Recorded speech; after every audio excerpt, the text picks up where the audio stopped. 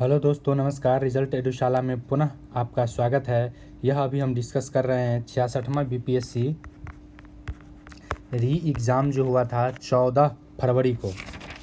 14 फरवरी को जो एग्ज़ाम हुआ था, इसी का पार्ट 2 क्वेश्चन हम डिस्कस कर रहे हैं। पार्ट 1 में कुछ क्वेश्चन हमसे छूट गए थे, तो ये 14 फरवरी 2021 को जो एग्ज़ाम हुआ था उसी का हम लोग डिस्कस कर रहे हैं। तो अगर आप लोगों ने पार्ट 1 नहीं देखा है तो जाके देख लीजिए। इसमें मात्र 20 क्वेश्चन है जिसका डिस्कस नहीं किया गया है, छूट गया था पीडीएफ में।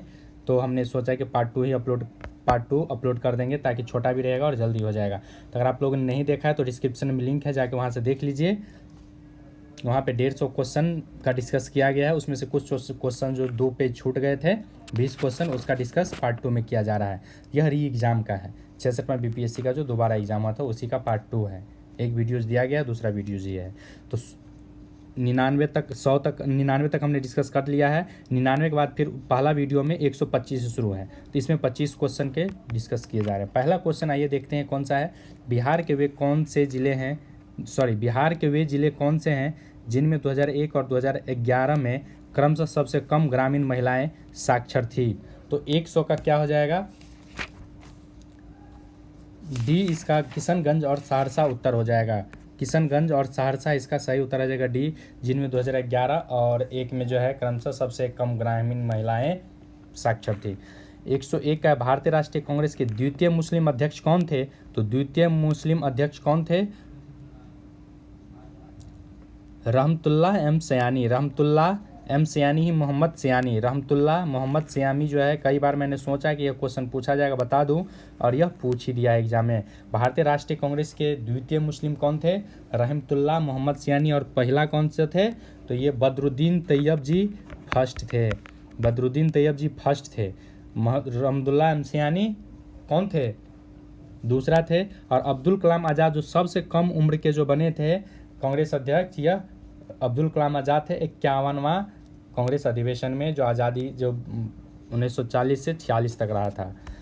नेक्स्ट है 102, संविधान सभा की प्रथम बैठक कब हुई थी? संविधान सभा की प्रथम बैठक 9 दिसंबर 1946 को हुई थी, जिसमें सच्चिदानंद सिन्हा अस्थायी अध्यक्ष चुने गए थे। और 11 दिसंबर 1946 को डॉक्टर राजेंद्र प्रसाद को अस्थायी अध्यक्ष चुना गया था। नेक्स्ट है 103, भारत के राष्ट्रपति के चुनाव मंडल में कौन सम्मिलित होते हैं? राज्यसभा के निर्वाचित सदस्य, लोकसभा के सभी निर्वाचित सदस्य, विधानसभाओं के सभी सदस्य, और क्या संसद के दोनों सदन निर्वाचित एवं राज्य विधानसभाओं से निर्वाचित सदस्य। तो इसका सही उत्तर क्या हो जाएगा? 103 का डी हो जाएगा। समझे? तो क्या हो जाएगा इसमें? संसद के दोनों सदनों के सभी सदस्य, निर्वाचित सदस्य एवं राज्य विधानसभाओं के सभी निर्वाचित सदस्य। सभी, इसमें जो ये गलत हो जाएगा, निर्वाचित सदस्य सभी सदस्य नहीं होते हैं। लोकसभाओं के सभी निर्वाचित सदस्य तो होते ही, राज्यसभाओं का तो डी जो है इसका, और करेक्ट आंसर डी हो जाएगा। 103 का देख लिए हैं हम। 104 में आते हैं। भारतीय संविधान के अनुच्छेद 110 के अनुसार धन विधेयक की परिभाषा में क्या सम्मिलित है? तो धन विधेयक की परिभाषा में क्या सम्मिलित है? 104 का ई हो जाएगा इसका सही उत्तर। 105 देख लीजिए। इंदिरा सहनी बनाम भारतीय संघ मुकदमे में सर्वोच्च न्यायालय का निर्णय किस विषय से संबंधित है? तो इसका सही उत्तर ए, सरकारी नौकरियों में अन्य पिछड़ा वर्गों का आरक्षण से संबंधित है। 106 का देख लीजिए। भारत में किस दल को राष्ट्रीय दल बनाने हेतु चुनाव में कम से कम कितना प्रतिशत वोट होना चाहिए?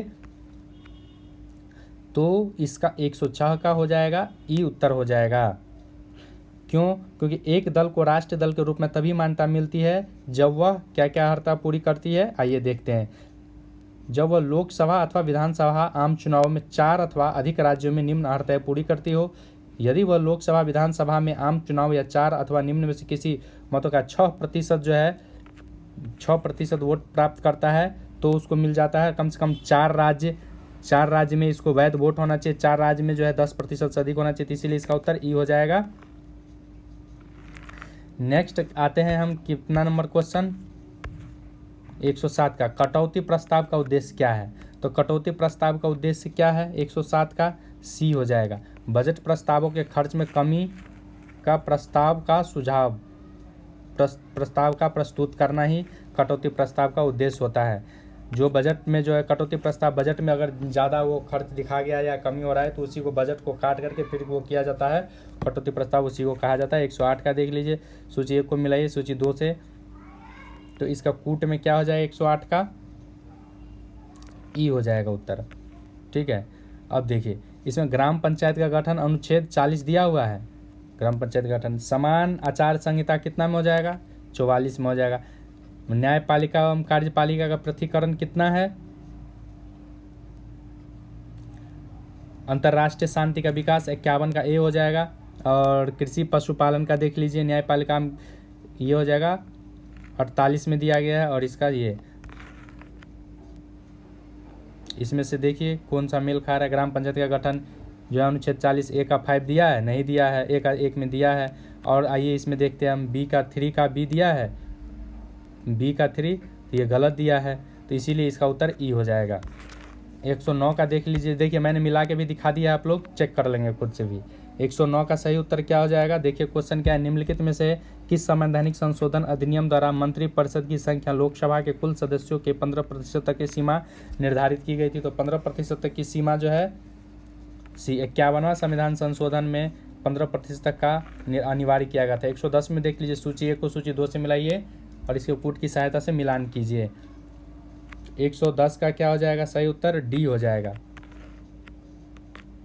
ए का 3, ए का 3 हो गया, बी का 1, सी का 5, डी का 2 और ई का 4 हो जाएगा।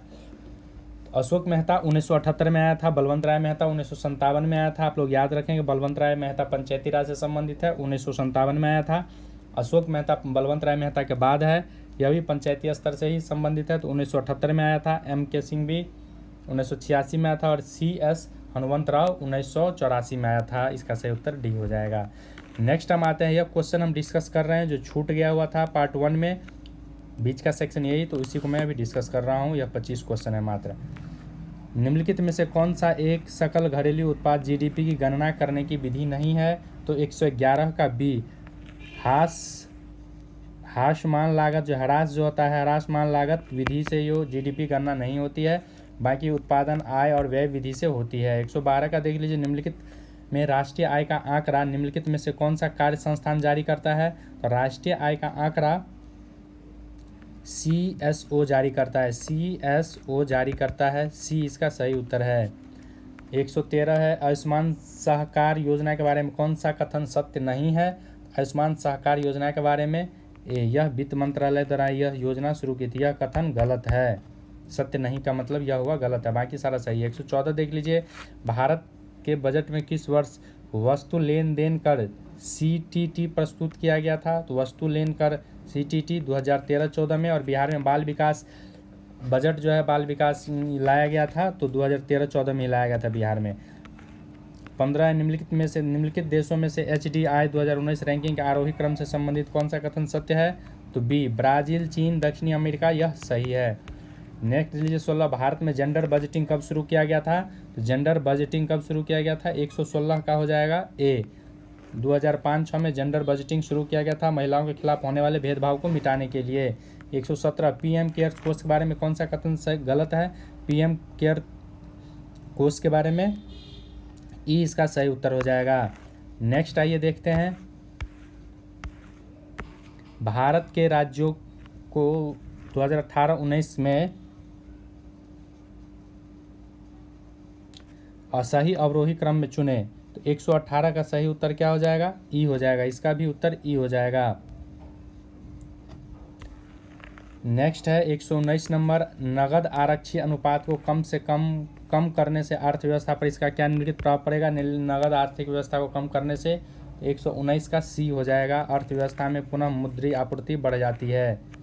सॉरी, सी इसका हो जाएगा, सॉरी 119 का जो है सी हो जाएगा, ये 1 2 3 4 सारा इसका सही है। ठीक है, बैंकों के पास तरलता का अधिक होगा तो लाभ होगा, अर्थव्यवस्था मुद्रा आपूर्ति बढ़ सकता है, अर्थव्यवस्था में निवेश वृद्धि देखने को मिल सकता है, वास्तविक निवेश दर में गिरावट आ सकती है, तो सी इसीलिए इसका सही उत्तर हो जाएगा। 120 देख लीजिए, भारतीय रिजर्व बैंक के अनुसार 2018-19 में भारत के पास विदेशी मुद्रा भंडार का कुल मूल्य क्या था? तो 120 का सही उत्तर डी हो जाएगा।